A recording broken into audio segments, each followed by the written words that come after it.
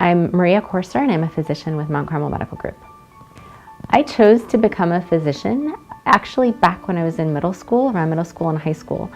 My grandparents, my grandmother in particular on my mom's side, was very ill, and she and my grandfather lived with us for a number of years. My mom was a nurse, and she was the most equipped of all of her brothers and sisters to care for her. So with my grandparents living with us, my mom working a good amount of the time, I actually was one of the primary caregivers for my grandmother. And that caregiving piece of the medical field was really what drew me to being a physician.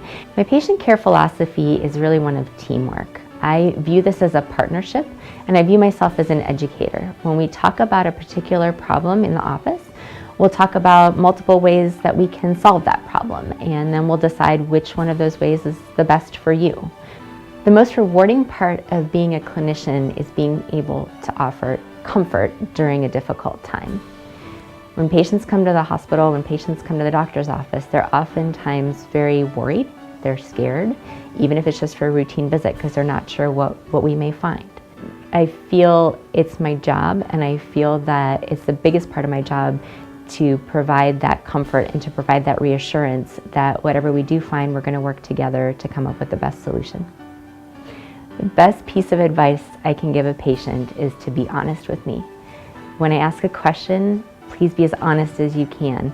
That really helps me put together the best picture of your health, and it helps guide us to decide what the best treatment options are for you. I had a patient who was referred to me about 5 or 6 years ago. She was a young woman. She was referred by her OBGYN. She needed a primary care physician. She was a pretty healthy lady, and about a month or two later, she came in to see me for a cold. And I listened to her heart and lungs just like I normally would for a cold, and she had a brand new heart murmur.